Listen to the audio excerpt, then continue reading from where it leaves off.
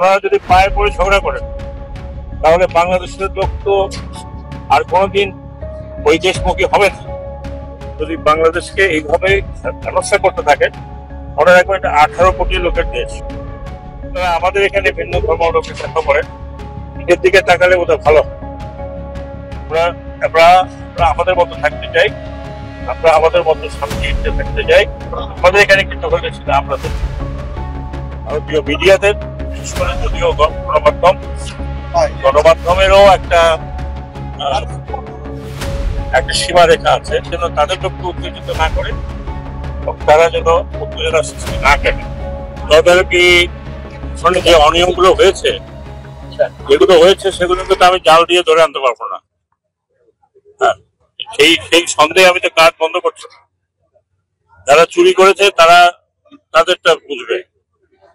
এখন যাতে চুরি না হয় সেটাই আমাদের দেখার ব্যাপার। আমি নিজে আসলাম কি জন্য? দেখার জন্য। যতটুকু আমি তো আরামে বসে, আমি তো কালকে বরিশালে ছিলাম, ওইখান থেকে তো আমি এখনো বাসায় যাইনি, অবসর যাইনি। সদরঘাট থেকে আসছি। আমার দরকার ছিল এখানে আসার, দরকার ছিল দেখার জন্য। কারণ এটা অনেক দেরি হয়ে গেছে, বিভিন্ন রকমের সমস্যা, মুখে পাওয়া যায় না, মুখে পাওয়া যায় না। বলে গেছে যদি কাজ না হয় তাহলে ব্ল্যাকলিস্ট করবো এই কোম্পানি, যদি কাজ ঠিক মতো না হয়। কারণ আমার ওয়ার্ল্ড ব্যাংকের টাকা বসে যদি ফেরত যায় কোনো কারণে, তাহলে এই ঠিকাদারকে দায়িত্ব করা, ঠিকাদার নেওয়ার আগে তার চিন্তা করা হতো সমস্যাগুলো। হ্যাঁ, সমস্যাগুলো তো আমরা অনেকটাই লাগু করছি। চাঁদপুরে একটা ভালো প্রকল্প হচ্ছে, আমি চাঁদপুরবাসীদের কাছে অনুরোধ করবো যে আপনাদের যা যা সহযোগিতা করা দরকার তাই করুন।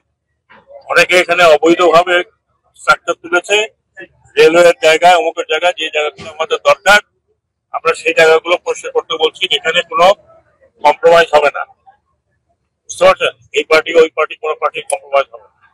উন্নয়ন কর্মকাণ্ড আপনাদের জন্য, আপনার জনগণের জন্য। এটা তো আমি এসে থাকবো না, এটা তো আপনারা ব্যবহার করছেন, চাঁদপুরবাসীরা ব্যবহার করছেন।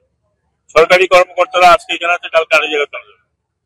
এই জিনিসটা তৈরি হচ্ছে, আপনাদের সবাই সহযোগিতা প্রয়োজন। আমি আশা করি যেভাবে আপনারা এখানে সাধারণ জনগণ বললো আপনাকে দেখতে আসছি, আমাকে দেখতে না, আপনার প্রকল্পটা দেখেন। প্রকল্পটাই কোনো অনিয়ম কোনো কিছু হলে, সত্যিকারের যদি অনিয়ম হয় সেটাকে তুলে ধরে, শুধু অন্যথা তুলে ধরে কাজটাকে ব্যাঘাত করা, এটাই আমার অনুরোধ।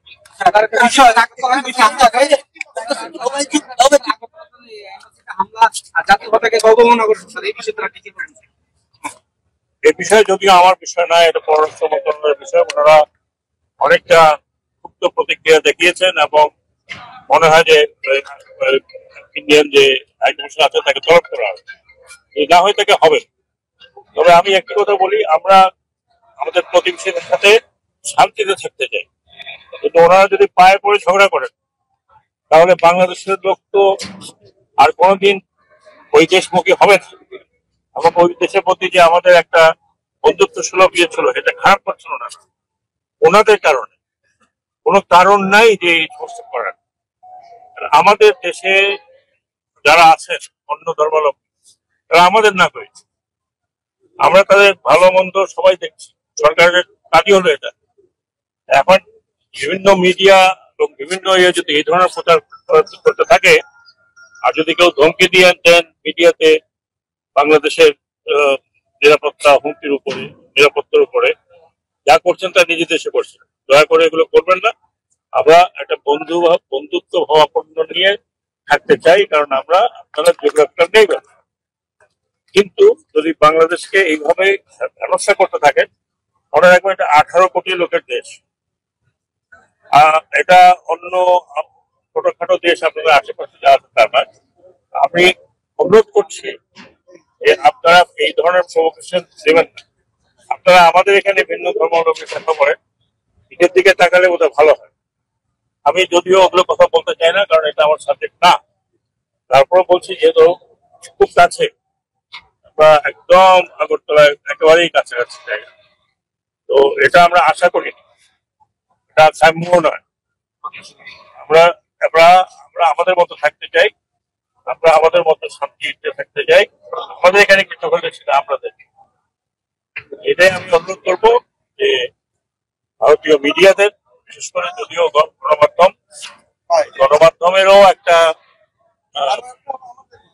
একটা সীমারেখা আছে, তারা যেন তাদের লোককে উত্তেজিত না করে এবং তারা যেন উত্তেজনা সৃষ্টি না করে, এটাই আমার অনুরোধ।